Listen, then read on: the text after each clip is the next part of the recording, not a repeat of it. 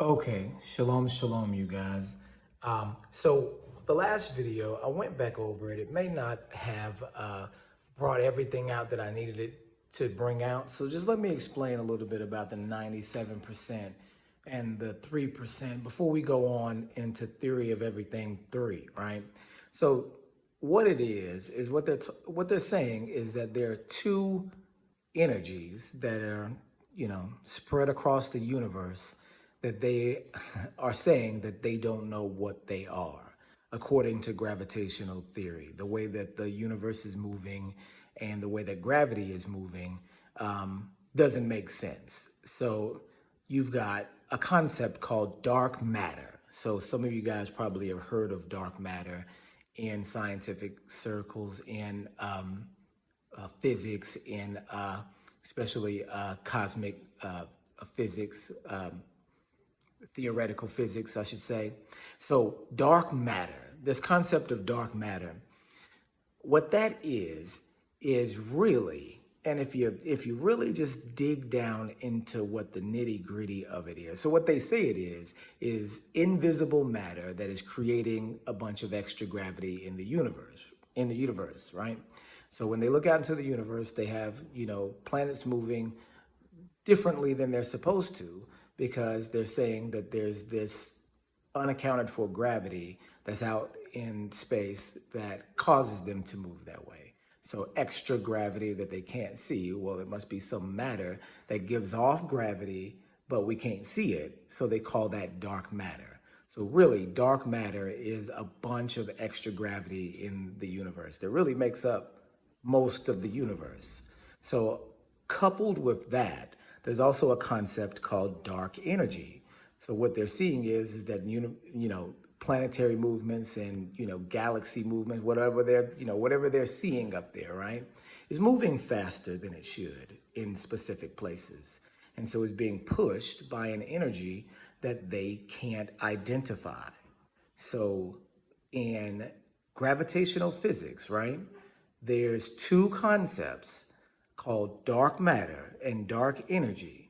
With those two concepts, the extra gravity and the extra energy, those two things make up 97% of the known universe. So all the things that we see, all the planets and all the stuff that they tell you is in the billions of light years of space, right, makes up 3% of what there actually is. So you've got 97% dark matter and dark energy, which can't be measured, can't be seen, can't be, said to exist.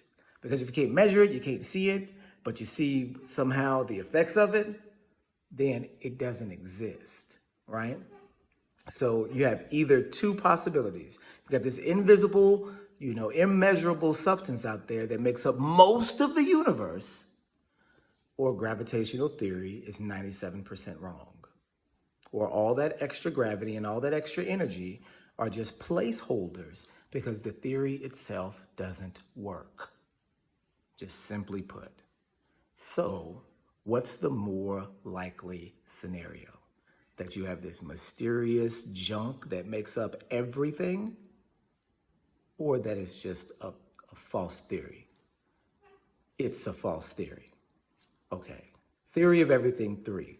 Let's get to what the earth and the universe actually is.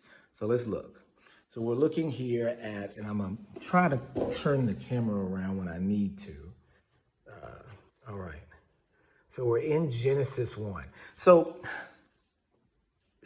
theory of everything 3 has to start off with a kind of a disclaimer. So before we get into the Bible, let's qualify the Bible.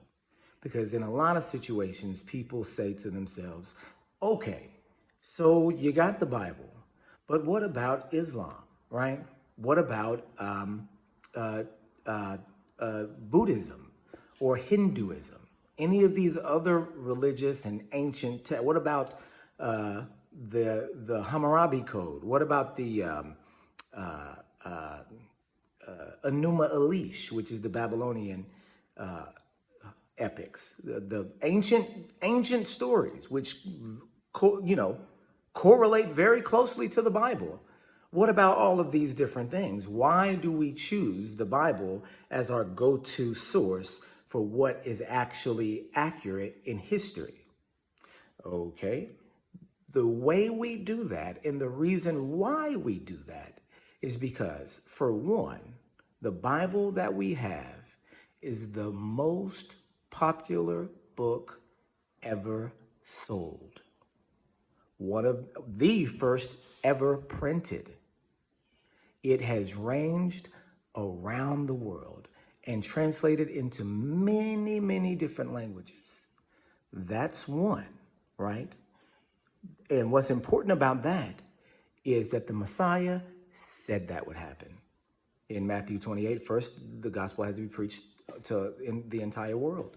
Well, that was the call to preach it to the entire world. The prediction came first. So, and I can't remember exactly where that is in text, but that came true. The call to preach to the entire world and it happening came true. So that is a prophecy in the Bible that has come true and cannot be denied that has come true, right? That's one. Two, Christianity, Judaism, and Islam all use the same book. Christianity, Judaism, and Islam, the three most powerful, three richest religions, none of them said to be the actual worship of the entity in the Bible. Let's get this straight. That just because you're using the Bible doesn't mean you're using it correctly, right? So Christianity, which misuses the Bible, Islam, which misuses the Bible, and Judaism, which misuses the Bible, are the three most popular religions in the world. The Abrahamic religions are all religious thought, or the root of all religious thought. And those three religions make up about 4 to 5 billion people. That's most of the people on the planet Earth. So most people, if you're anywhere in the world, will understand biblical concepts. If you're anywhere in the world. And there's no reason that should be so. So that's 2. And so here's 3. That a small, insignificant nation of people that were really only a nation for about, let's say, 1,000 years. And this nation existed 3,000 years ago. To have such an impact that it has today on this earth is a miracle in itself. They're a nothing nation. They're a nobody people, the Israelites. Why all the fuss? Because their book is true. Because the history in it is true. And this is provably so, based on the prophecies within it coming true. And then that goes before we start talking about the concept of African Americans being Israelites themselves that are hidden. You know, Psalms, I think it's 83. They have taken crafty counsel against thy hidden ones. I think I had a crone come out of my mouth. They have taken crafty counsel against thy hidden ones. Who are the hidden ones? The children of Israel that are hidden in America today and called Negroes and niggas and everything else, right? So these prophetic alignments, along with the worldwide publicity and along with the prophecy that both these things would happen, qualify the Bible as history. Qualify it. The scripture says that the scriptures can't be broken, and so far, so good. And it's not just come around. This is scriptures that have been around and in circulation for 2,000 years and still not broken. So the Bible qualifies. And so let's do qualification of the Bible as Theory of Everything 3. Theory of Everything 3, y'all.